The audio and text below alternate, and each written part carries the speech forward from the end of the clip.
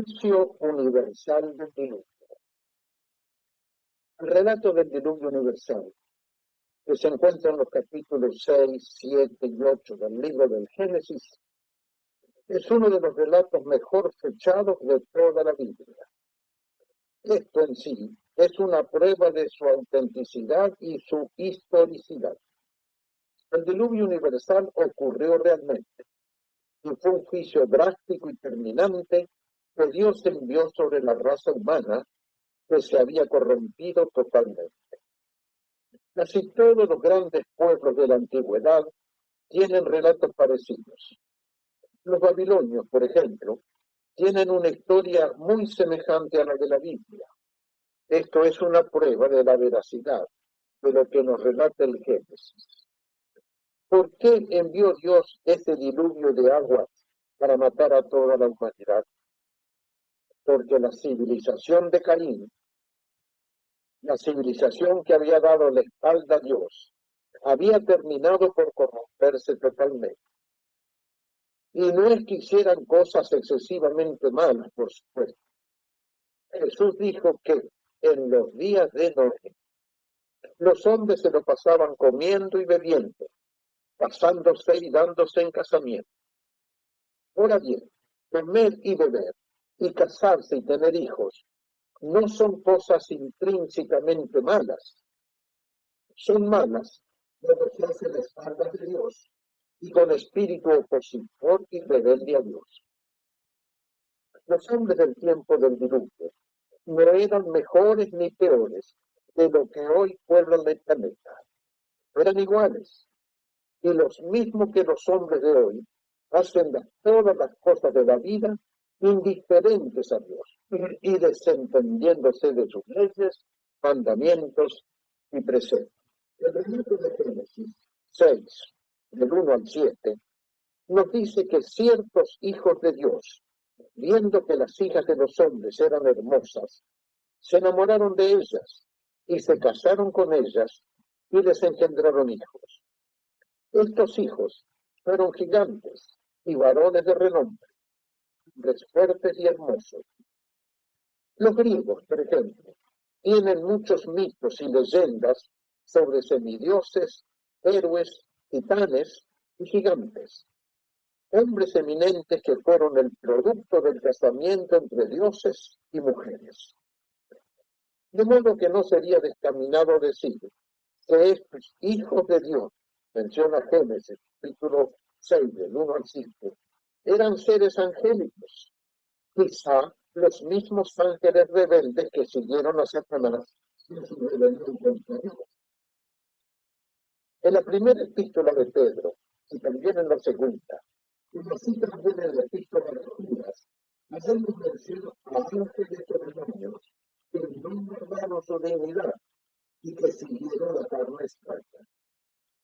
También es cierto que en los evangelios los demonios tienen especial interés en entrar en cuerpos humanos y alojarse allí. Es muy posible, en nuestra opinión, que estos hijos de Dios, de Génesis capítulo 6, lenguaje bíblico que siempre denota ángeles, porque constantemente la frase hijos de Dios se refiere a ángeles, fueron un intento de Satanás de levantar la calidad y la salud de la raza humana para evitar su deterioro por el pecado y la muerte. De todos modos, había violencia, maldad y descreimiento en la tierra. Y Dios decidió enviar un diluvio de aguas para acabar con toda la raza de los hombres, porque se habían corrompido sin remedio. Esto causó pena en el corazón de Dios. Y podemos pensar que Dios nunca se alegra del castigo que impone a los pecadores. Dios sufre por el mal que hacen los hombres y por la cosecha de mal que tiene que hacer a causa de sus pecados y desobediencias. La palabra gracia, en el verso 8 de Génesis capítulo 6, aparece por primera vez la palabra gracia. Maravillosa palabra, la palabra más grande que hay en la Biblia. Se nos dice en el verso 8 que Noé halló gracia en los ojos de Dios.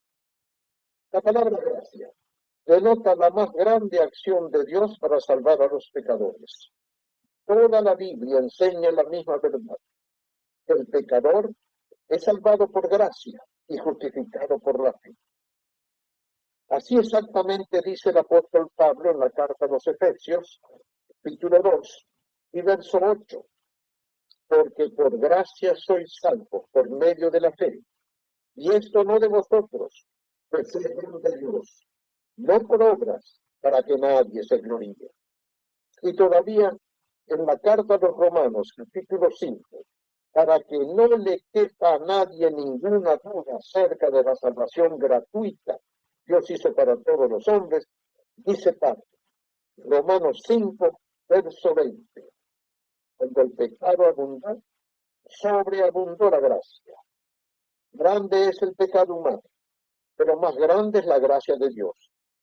Los hombres amontonan cada día millones de pecados, pero la gracia de Dios es más abundante. No hay pecado humano que no pueda ser perdonado. Si el pecador se arrepiente de lo que ha hecho y pide perdón, recibirá perdón. Porque por más grande y negro que sea el pecado, la gracia de Dios será siempre mejor y más grande.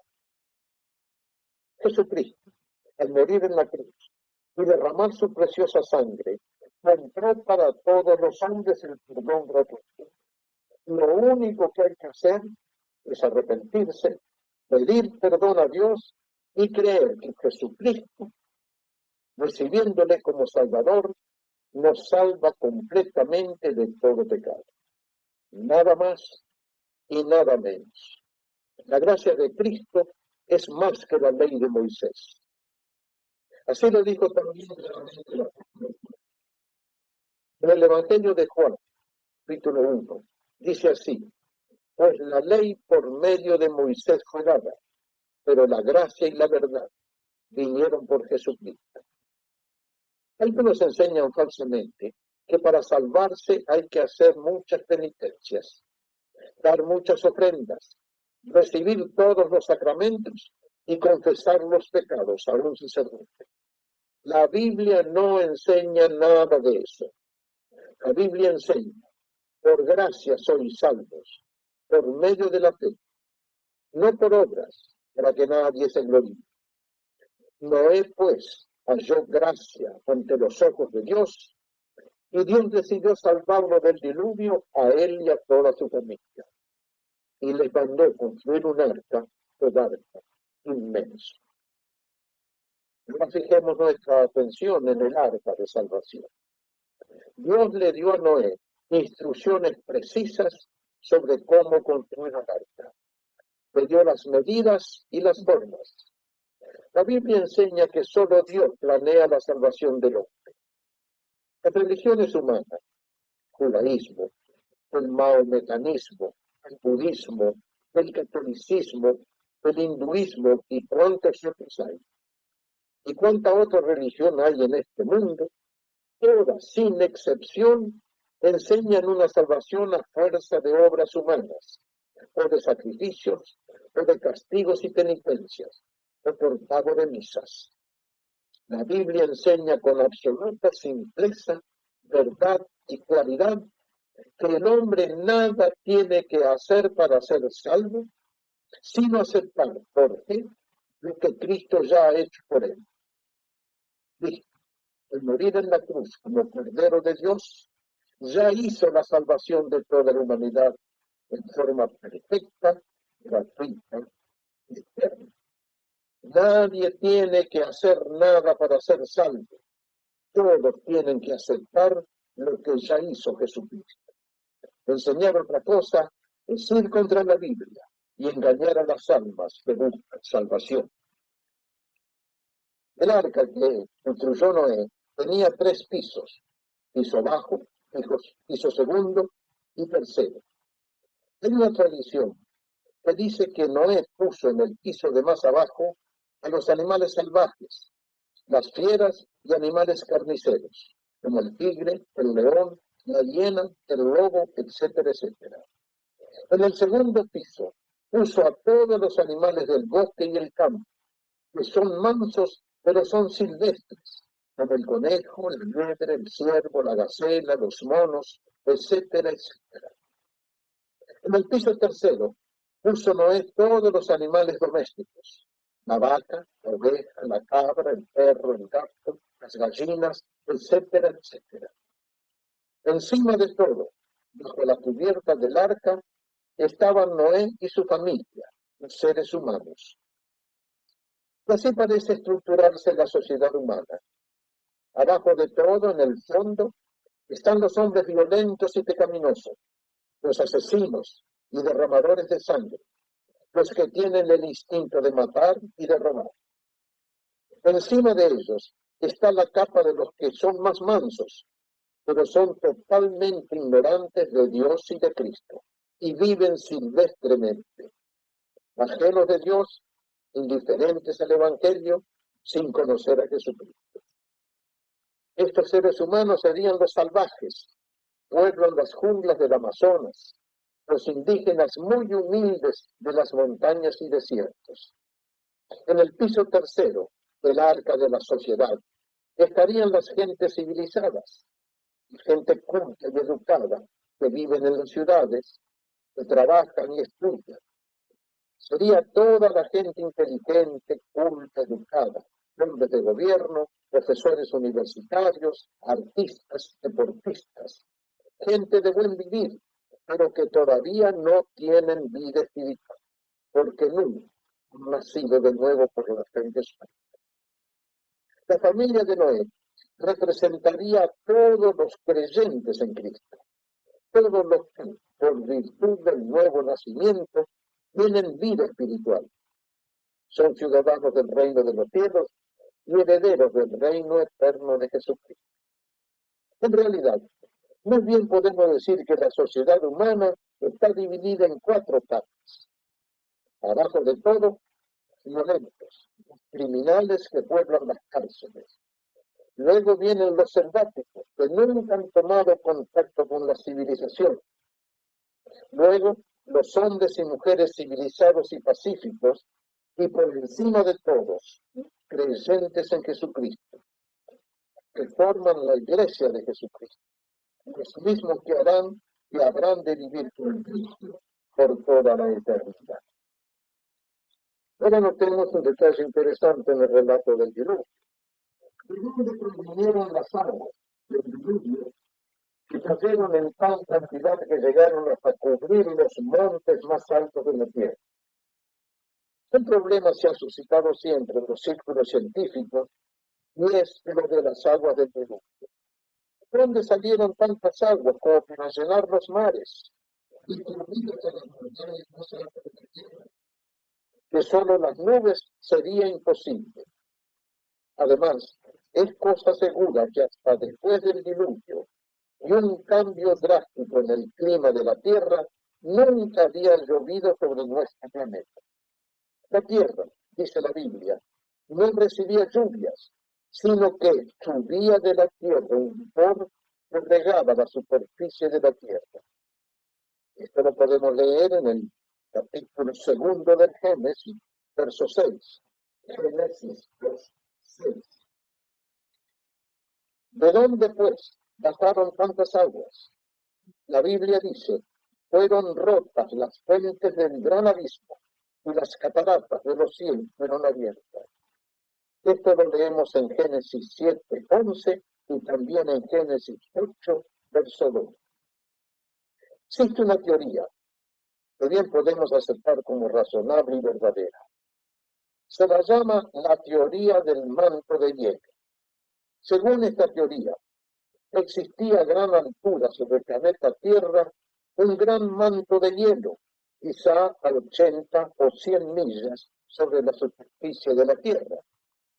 Algo así como un enorme globo de hielo dentro del cual se movía la Tierra.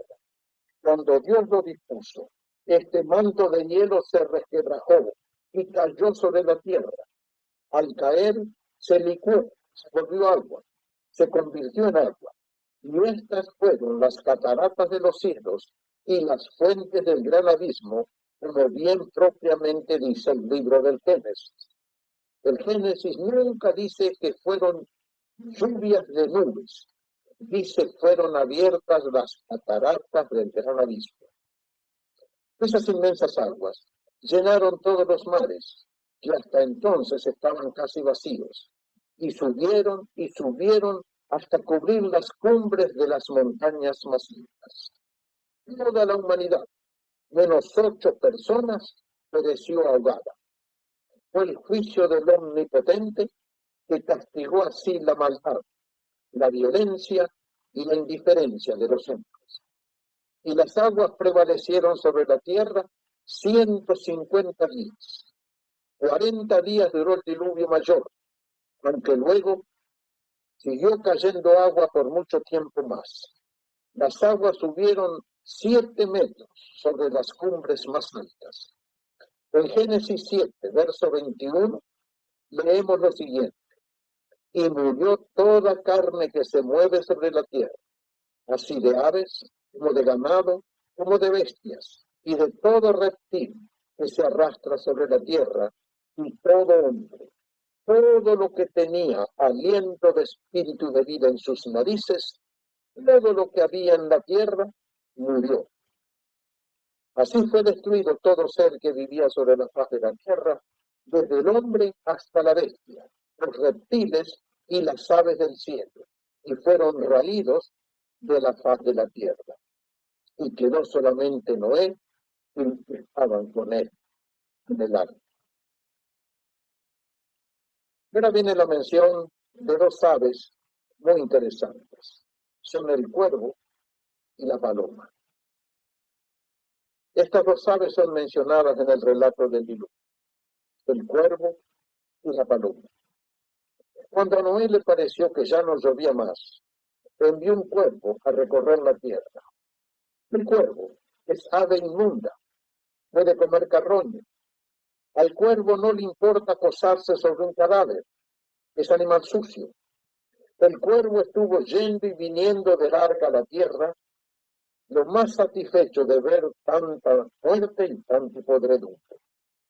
Después Noé envió a la paloma. La paloma es animal manso y limpio. La paloma no halló dónde hallar apoyo para su pie. Volvió al arca. 7 días después, Noé le envió de nuevo.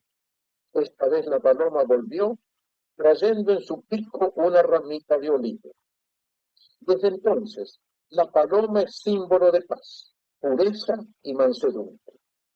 Jesús dijo que los creyentes en él tienen que ser astutos como serpientes, pero mansos como palomas. El cuervo es negro, la paloma es blanca. El cuervo tiene un canto desagradable, un graznido feo de oír. En cambio, la paloma tiene un canto suave y arrullador. Los poetas hablan del manso arrullo de la paloma. El cuervo representa el mal, el pecado y la muerte. La paloma representa el Espíritu Santo, la paz y pureza. Bien, esta sociedad presente que puebla hoy el planeta Tierra se divide entre cuervos y palomas. Los cuervos son aquellas gentes pecadoras, a quienes les gusta la podredumbre. Son las gentes viciosas, los borrachos, los drogadictos, los curiosos, los violentos. Gentes que se encuentran muy a gusto practicando el mal y haciendo daño al prójimo. Son los derramadores de sangre, son los malos, viciosos y viles. Las palomas son aquellas personas mansas y tranquilas que tienen bondad de corazón.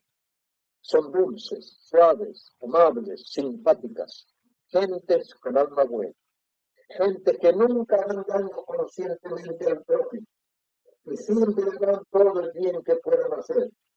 Jesús pronunció esta bienaventuranza en predicó en la montaña.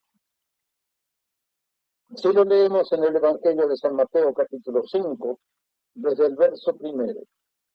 Viendo la multitud, subió al monte, y sentándose, vinieron a él sus discípulos, y abriendo su boca, les enseñaba diciendo, bienaventurados los pobres en espíritu, porque de ellos es el reino de los cielos. Bienaventurados los que lloran, porque ellos recibirán consolación.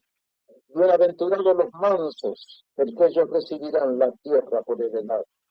Bienaventurados los que tienen hambre y sed de justicia, porque ellos serán saciados. Bienaventurados los misericordiosos, porque ellos alcanzarán misericordia. Bienaventurados los de limpio corazón, porque ellos verán a Dios. Bienaventurados los pacificadores, porque ellos serán llamados hijos de Dios. Bienaventurados los que padecen persecución por causa de la justicia, porque de ellos es el reino de los cielos. Hermosas palabras, las del Señor Jesucristo, donde exalta a los que son mansos, humildes y misericordiosos. Cabe preguntarnos ahora, ¿qué clase de personas somos en este mundo? ¿Cuervos o palomas? ¿Mansos o violentos? ¿Practicamos el mal y practicamos el bien? Los cuervos, indudablemente, siguen a Satanás. Las palomas, sin duda ninguna, siguen a Jesucristo. Los cuervos han de poblar el lugar de la condenación. Las palomas habrán de vivir en el cielo junto con Jesucristo. Cuervos o palomas, cada uno decide por sí mismo si será negro como el cuervo o blanco como la paloma.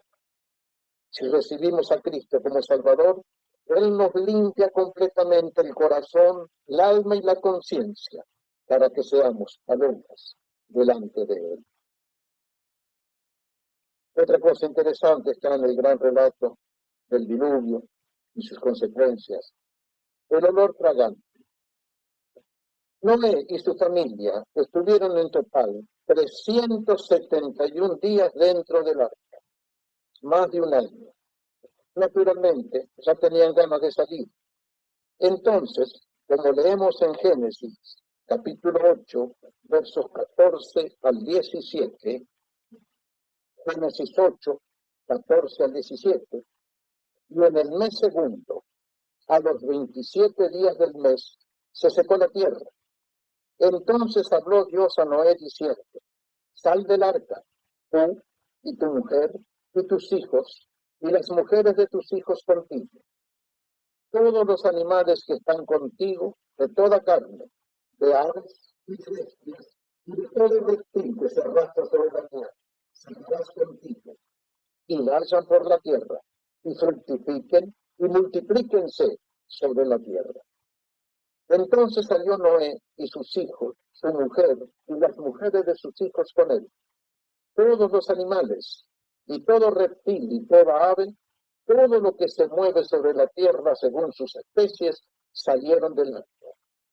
Y edificó Noé un altar a Jehová, y tomó de todo animal limpio y de toda ave limpia, y ofreció holocausto en el altar.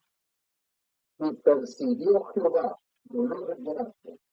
Y dijo Jehová en su corazón, no volveré más a maldecir la tierra por causa del hombre, porque el intento del corazón del hombre es malo desde su juventud, ni volveré más a destruir todo ser viviente como he hecho.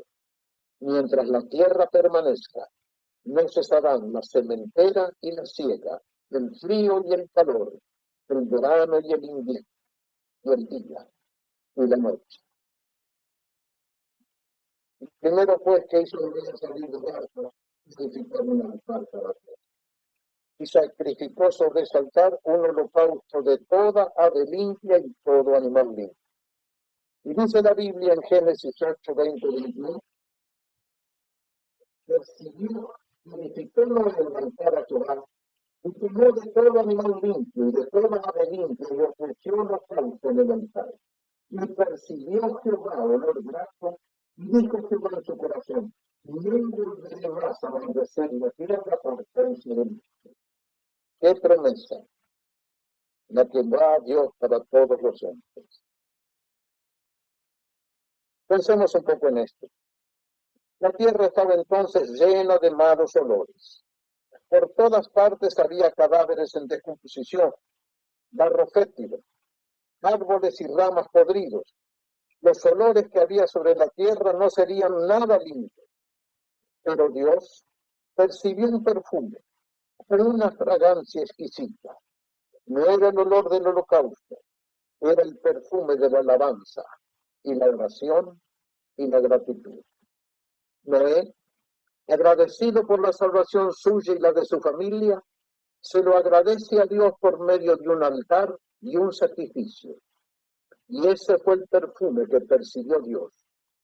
Dios no se fijó en el olor de la muerte, en los malos olores de la descomposición que había por todas partes. El Señor percibió el perfume de la gratitud, el aroma de la alabanza. Y lo mismo pasa en el día de hoy.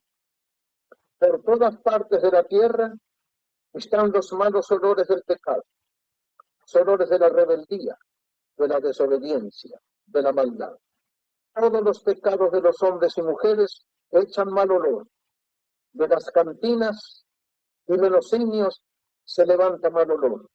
De las casas de juego y de salas de bailes se despiden olores de muerte. En las casas donde reina el desamor, la violencia, la incomprensión y falta de fe, también hay olores de muerte. Casi podríamos decir que de cualquier lugar de la tierra y de cualquier actividad de los hombres donde Jesucristo no es adorado y reverenciado, se levanta un olor de muerte.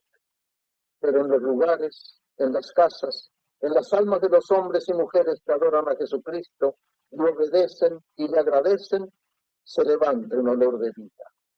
Miren lo que dice el apóstol Pablo en la segunda carta a los Corintios, capítulo 2, versículos 14 al 17. Segunda de Corintios 2, versículos 14 al 17. Mas a Dios gracias, el cual nos lleva siempre en triunfo en Cristo Jesús, y en medio de nosotros manifiesta en todo lugar el olor de su conocimiento. Porque para Dios somos grato olor de Cristo en los que se salvan y en los que se pierden. A estos ciertamente olor de muerte para muerte, y a aquellos olor de vida para vida. Y para estas cosas tiene suficiente, pues no somos como muchos que medran falsificando la palabra de Dios, sino que con sinceridad, como de parte de Dios y delante de Dios, hablamos en Jesucristo. Dios, en su gracia maravillosa, puede hacer que nosotros despidamos buen honor y alabanza y gratitud, buen olor de santidad y de justicia, buen olor de fe, amor y esperanza. Podemos ser cuervos y despedir olor de muerte. Podemos ser palomas y despedir fragancia de adoración a Cristo. Cada domingo el Señor se pasea por la tierra y mira en todos lados. ¿Qué olor percibe? ¿Olor de pecado y muerte o olor de fe y vida? Si recibimos a Cristo como nuestro Salvador y Señor, en nosotros percibirá el perfume de una vida justa y recta, una vida transformada. Sea Jesucristo nuestro Salvador, el mismo. Que Dios lo bendiga y hasta la próxima.